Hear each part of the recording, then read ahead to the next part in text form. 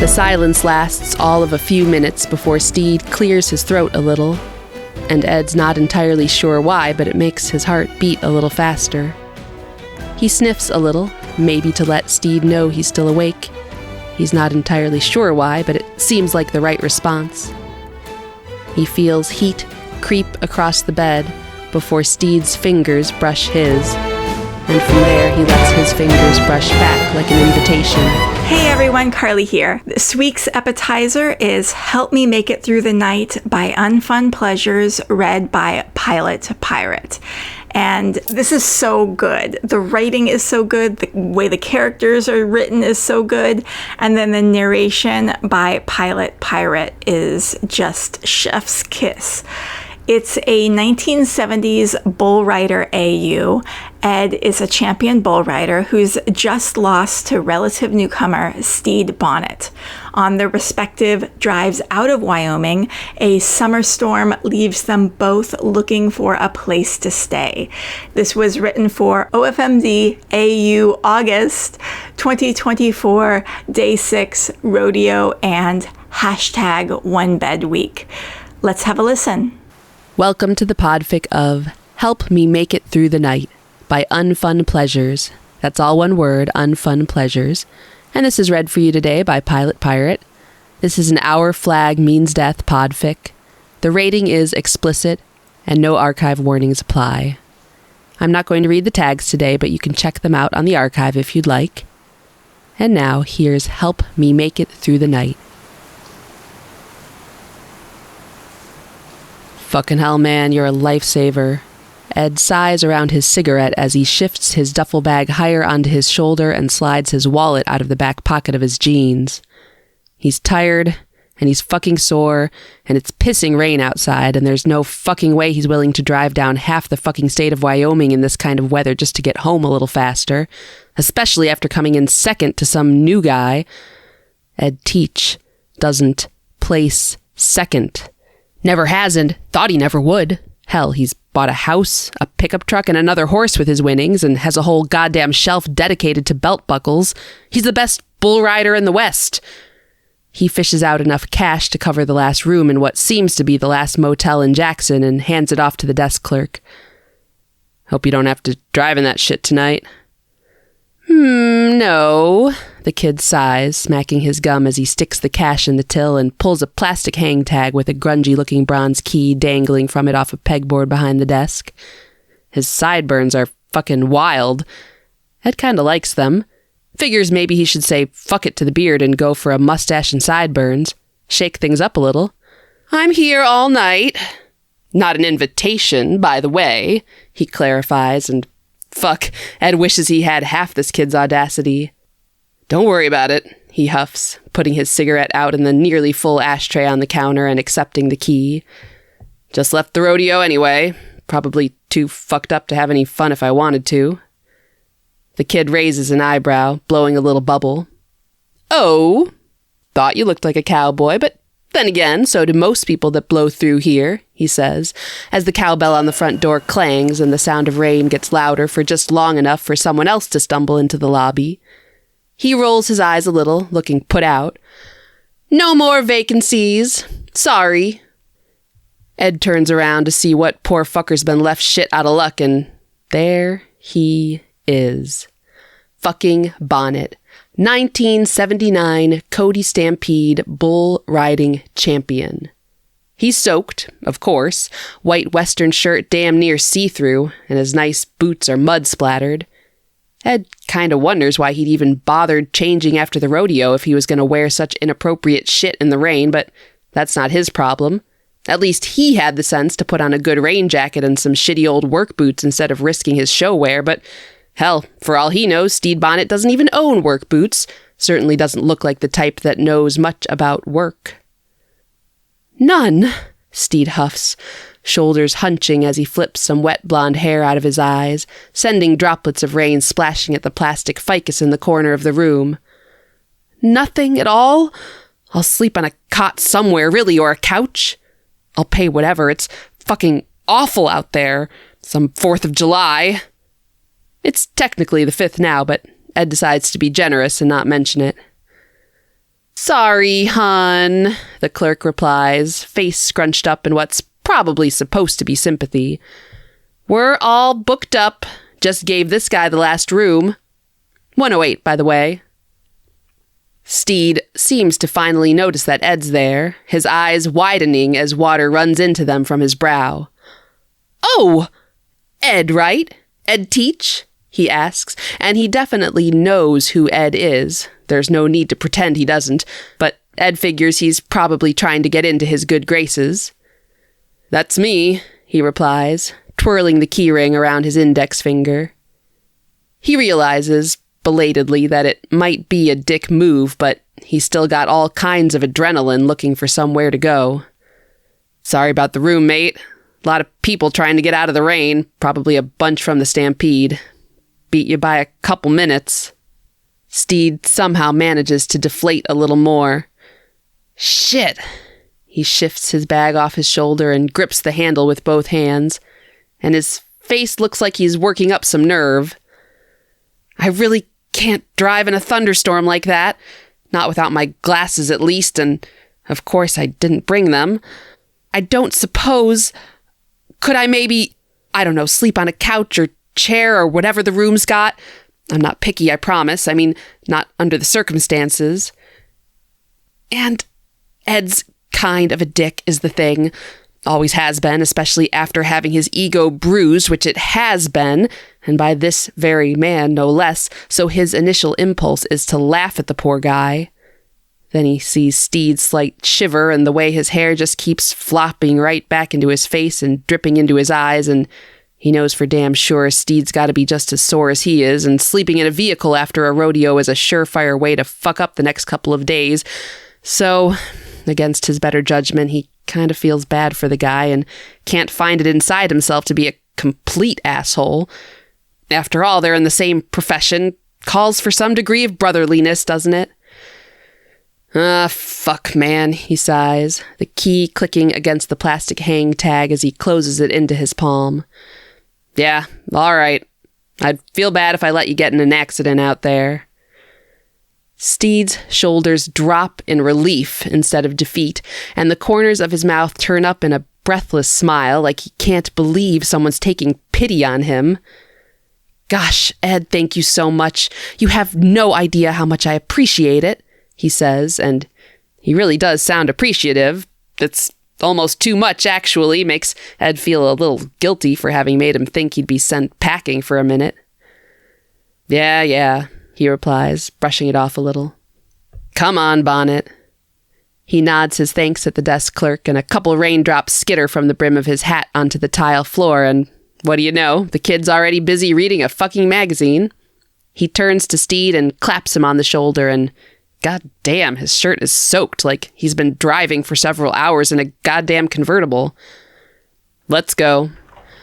They begrudgingly step back into the elements just as a clap of thunder roars through the darkness and hurry to get under the awning along the small row of rooms. Ed already figures it's not going to be nice, and honestly, that's fine by him.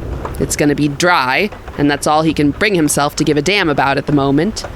He's got bruises in several places, it feels like, and soreness is already setting into his shoulders. So as long as he can stretch out and pop a few pain relievers, he'll be pretty fucking satisfied. Even if he is gonna have to do it in the company of the only man who's knocked him out of first place since he was a fucking teenager.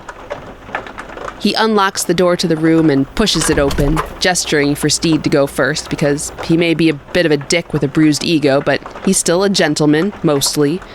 Stede thanks him and shuffles in, still shivering a little, and Ed follows suit and flicks the light on with one hand while he pulls the door shut with the other, and fuck.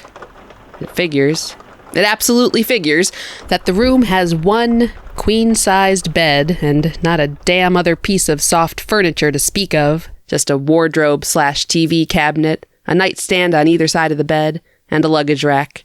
It's pretty utilitarian, even as cheap motels go. Well, shit, he says, pulling his hat off and tossing it on the floral orange bedspread. Shit, Stede agrees with a sigh, and he's not actually wringing his hands, but Ed swears he can feel him doing it mentally. For someone who rides bulls, this guy seems awfully nervous. Ed, I'm so sorry about this. Are you... Hey, mate, Ed cuts in, running his fingers through his own long hair to bring it back to life a little. It's fine. It'll be fine. I mean, we're both adults, yeah? At least it's not a twin. Plus, I've had to share all sorts of cramped spaces with other guys over the years. No big deal.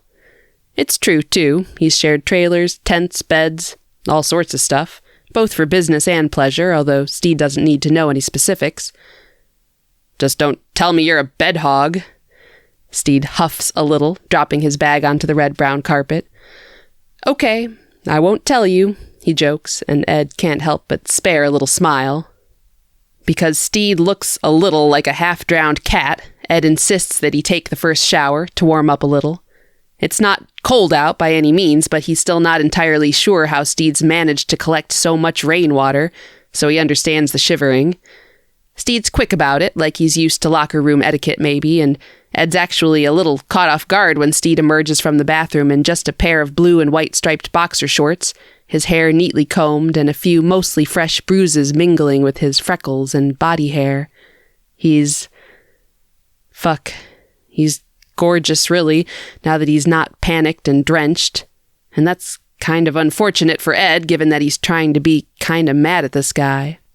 Hope I didn't take too long, Stede says, brows raised a little as he gives Ed a friendly smile.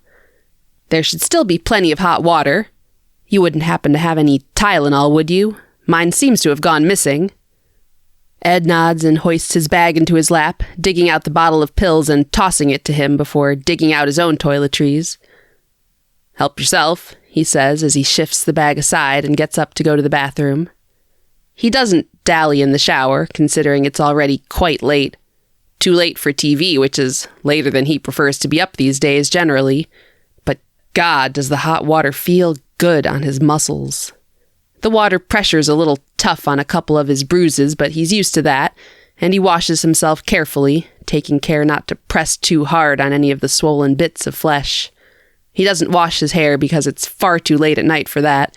Just his body, scrubbing away dust and sweat and a few hours of travel. Showered, teeth brushed, and hair pulled back, Ed exits the steamy bathroom, following Stede's lead and wearing nothing but underwear because, fuck it, they're adults.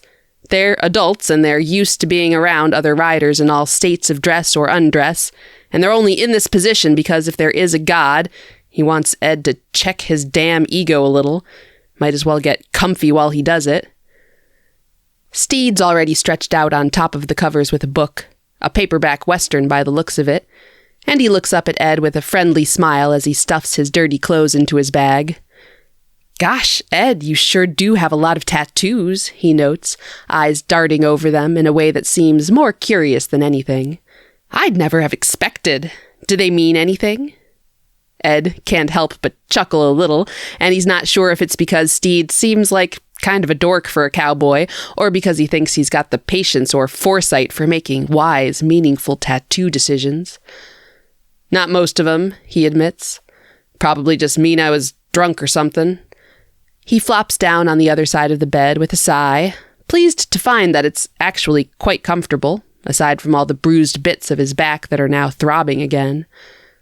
Fuck, you ever feel like we're getting too old for this shit? Stede carefully tucks a bookmark into his book and tosses it aside with a sigh. His face looks interesting in the lamplight. Lots of curves and angles that didn't show in the lobby. Most days, I think, he says, which is actually a little surprising. And I know I haven't been doing it nearly as long as you, especially on the circuit, so I don't even know if I've earned that feeling, but absolutely. I mean, I don't think you have to earn it, Ed says, despite the fact that he's spent most of the night kind of feeling like Stede hadn't earned the win, even though he's actually a damn good rider. If you're tired, you're tired. This shit wears on you, you know, mentally and physically. Stede agrees, shifting to ease down the bed a little so his head's on the pillow. His hair is still a little wet, but it looks soft, shiny. Ed wonders if it feels as good as it looks. You had a bad knee injury a couple years ago, didn't you? Ed startles a little at that, forgets all about Stede's hair for a second. Yeah, I did, he confirms, brow furrowed a little. And now that he thinks about it, his knee does ache a bit. Did you read up on me or something? He's almost positive he catches a slight blush on the other man's face.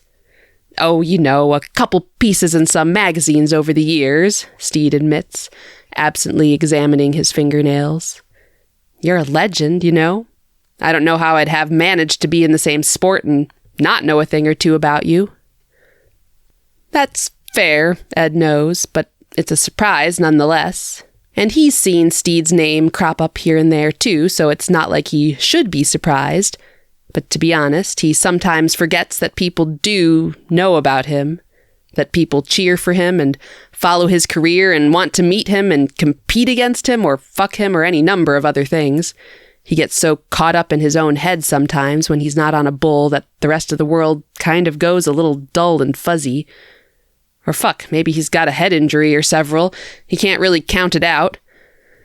Well, hey, he sighs and shifts onto his side, tucking a hand under the pillow and giving Stede what he hopes is a friendly smile. Reckon you'll read about me again soon, but it'll be about how you knocked me down a couple pegs. Stede smiles, but it looks a little bashful as he chuckles, cheeks still a little pink, unless it's a trick of the light. Sorry about that, he says, and it sounds sincere. I think I just got lucky today. No need to apologize, mate. Beat me fair and square, Ed replies, and he still hates to admit it, but fuck it. Stede seems like a good guy, not to mention either humble as fuck or he's got no self-esteem to speak of. First one to do it in a long fucking time, too, but I guess you probably know that. I do, he agrees with another little chuckle, and it still sounds a bit self-effacing. And I would say I didn't mean to, but I suppose that's the whole point of competition, so... Anyway, I do apologize for breaking your streak. Ed huffs out a little laugh and shakes his head a bit, feeling his hair muss up against the pillow. I mean it, man, no need to apologize. Wasn't gonna last forever anyway, he says, which, sure, he's always known it, but it's never really made it easier to stomach. Now that it's happened, though... God, he's so fucking tired. Almost a relief, honestly. Stede shifts onto his own side, the starchy bedding ruffling beneath him. A relief? He asks with a little frown. His eyes are hazel, Ed notices. He hadn't really been able to tell yet, but now it's abundantly clear. They're nice. Soft. Yeah, a relief, he repeats, absently fingering the hem of the sheets where they're turned down over the comforter. It's a lot of pressure, winning all the time. I mean, it's like, half the crowd expects me to win and the other can't fucking wait for me to lose every single time I ride. And let's be honest, I'm not getting any younger and my body's thrashed. Maybe now I can just kinda coast. Stede watches Ed's fingers, a thoughtful look on his face. I suppose I can see that, he agrees.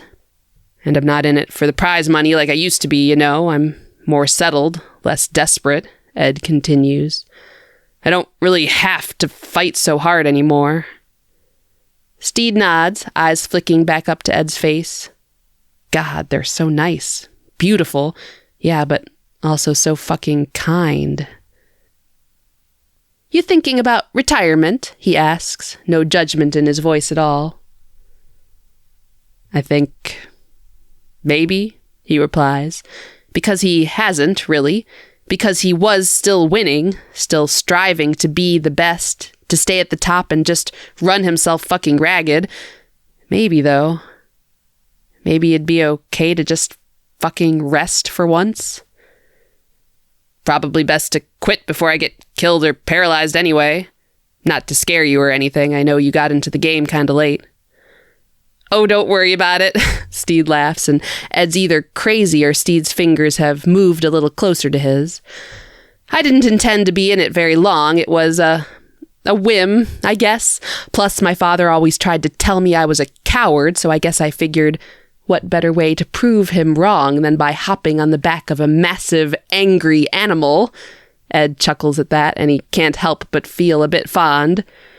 Probably more stupid than brave, really, but still, I think I've proven my point. Ed knows a thing or two about whims. Knows a thing or two about shit dads, too. Maybe all bull riders have that in common and he's just never noticed, or maybe he and Stede are just cut from the same cloth, or fuck different squares on the same quilt or something. Metaphor's not his strongest suit.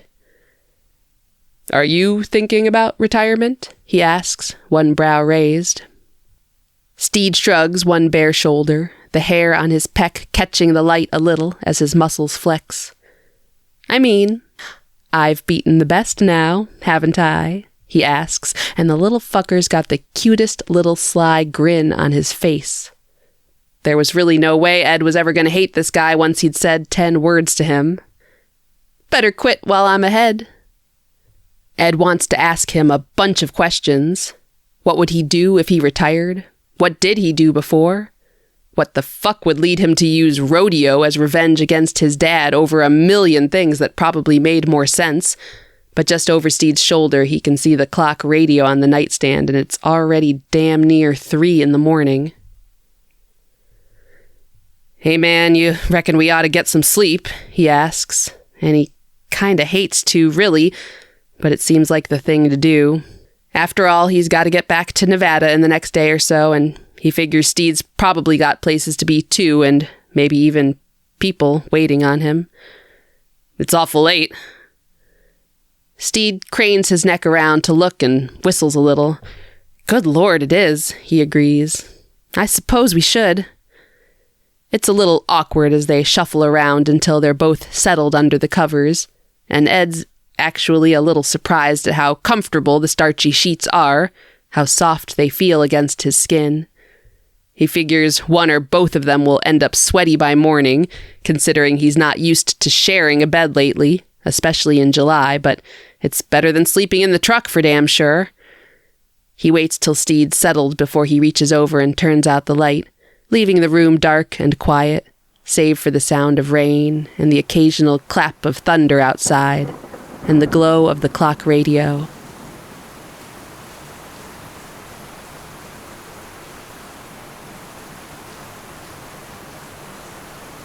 The silence lasts all of a few minutes before Stede clears his throat a little, and Ed's not entirely sure why, but it makes his heart beat a little faster. He sniffs a little, maybe to let Stede know he's still awake. He's not entirely sure why, but it seems like the right response.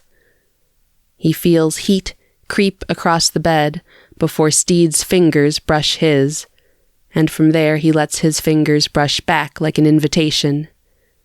He shifts towards him a little, the sheets making that same starchy noise again, and Stede's firm, fuzzy thigh slots between his.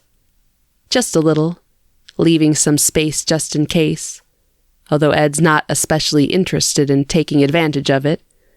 Instead, he slides a hand up Stede's arm, letting his fingers trace the bulge of muscle in his bicep, and his skin erupts in goosebumps as Stede's breath hitches a little, barely audible over the drizzling rain. May I kiss you?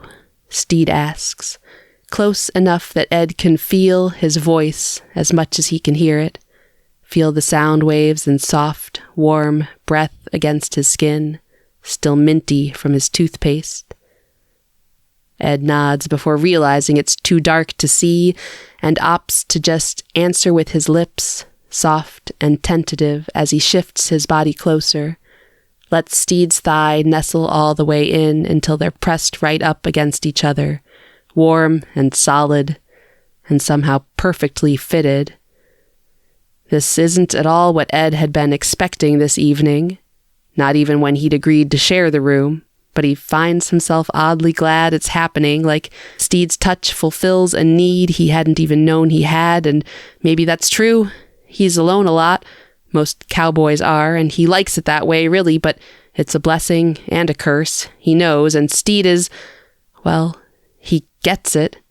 He's not the only one who gets it, obviously, but he's here and he's hot and he's someone Ed's almost certain he could talk to for hours, which that's not even a requirement for something like this, but God, it's nice, isn't it?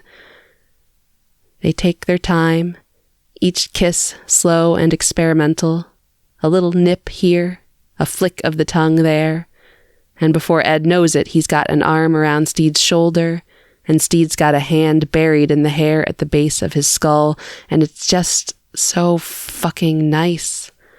The sounds of heavy breaths and soft moans and slowly separating lips join the sounds of rain hitting the windows and roof, and Ed doesn't give a single damn about the rodeo anymore, about winning or losing, or even the aches and pains all over his body, barely dulled by pain relievers and endorphins. And he's so sober, which makes this whole thing even better, even wilder. It's not what he's used to, not what he typically does, but it feels good, feels right. Stede is soft and firm in equal measure, and he smells like lavender and maybe vetiver and mint, and the way he kisses is fun. Not a word Ed's ever really used to describe making out with a man he doesn't really know, but it's fitting. I didn't want to like you, he admits softly, not even entirely aware that he's said it until Stede huffs a little against his lips, his short nails gently scratching at his scalp. I'm sorry, Stede teases, peppering a few soft kisses along his jaw, his beard no doubt a little scratchy against his lips. Maybe you won't in the morning. Doubtful, mate, Ed replies, knowing there's no way in hell that'll happen now. He tilts his head a little as Stede's attention moves to his neck, and he figures now's as good a time as any to let his hand drag over Stede's shoulder and down his chest, to run 2 fingers around his nipple, feeling it harden at his touch. I could see myself liking you a lot. Stede moans softly, and Ed only hears it over a clap of thunder because he's so close to his ear. I could see myself liking you, he agrees, one warm, firm palm trailing down Ed's side, fingertips slipping below the elastic of his boxer shorts. You're so lovely, Ed. The praise sets Ed's skin on fire because Stede is fucking lovely with his soft blonde waves and hazel eyes and freckled skin. Still, though, he knows they can't fuck tonight, not properly. They're both all bruised up and sore, and he doesn't have any lube, and it's after fucking 3 a.m, but he wants whatever he can get because it's nice, and he doesn't let himself have nice very often these days. Will you touch me?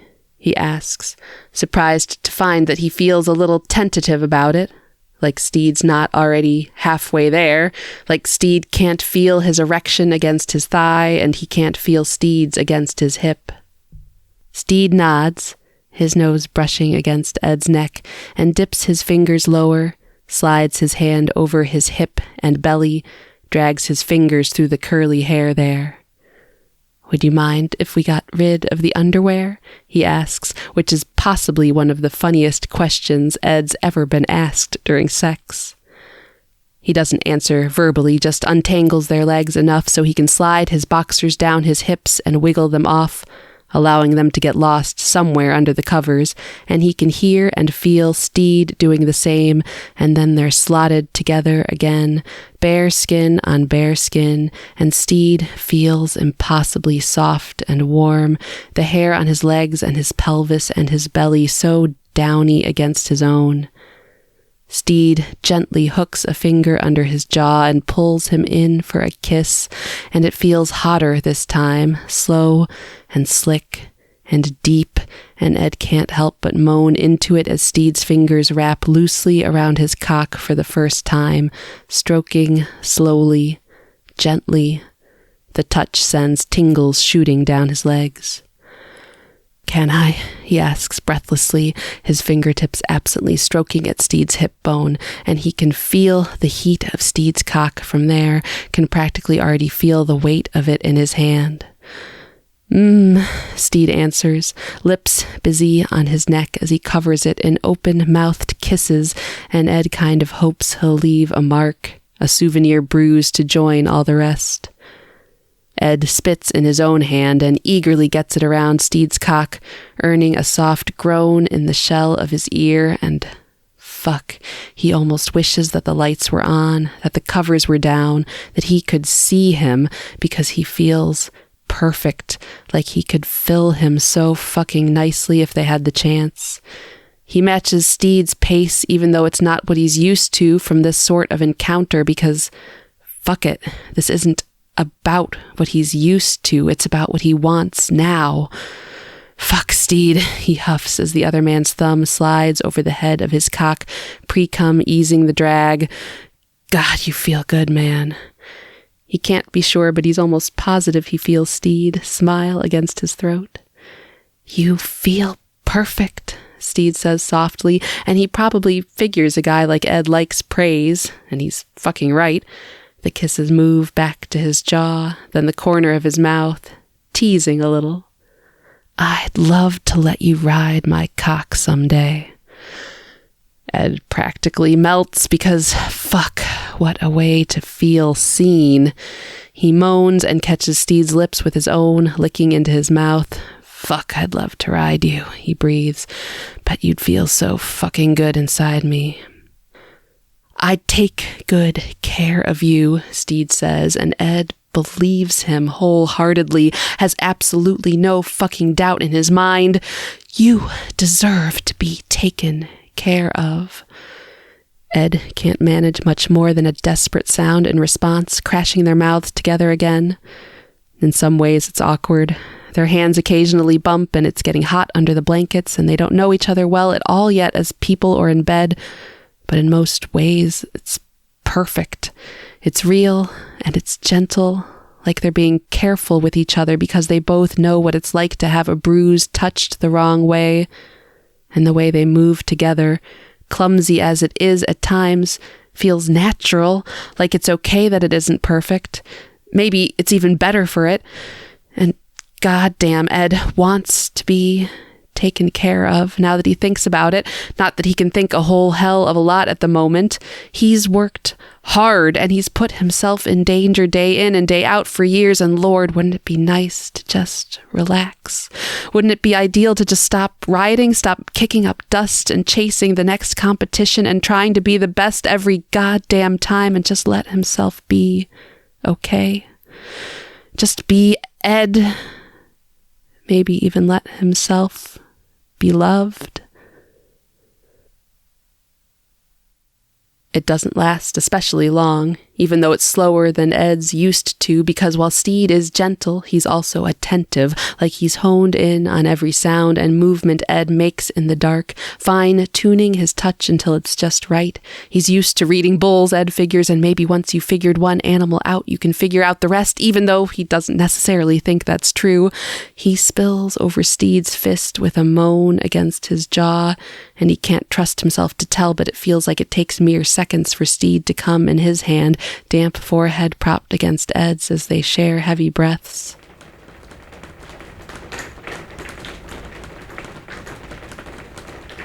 It's quiet again as they come back to themselves, and the rain seems to have slowed by the sound of it.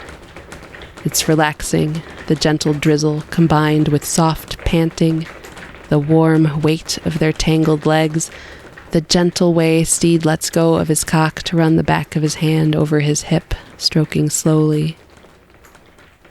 I'll go and grab us a washcloth, Ed says, and he finds that he can't help but whisper like his normal voice might break whatever fragile thing is happening between them.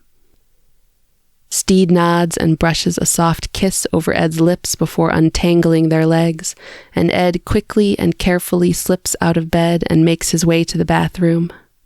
The light hurts his eyes when he turns it on, and when he looks in the mirror, he's a bit of a mess.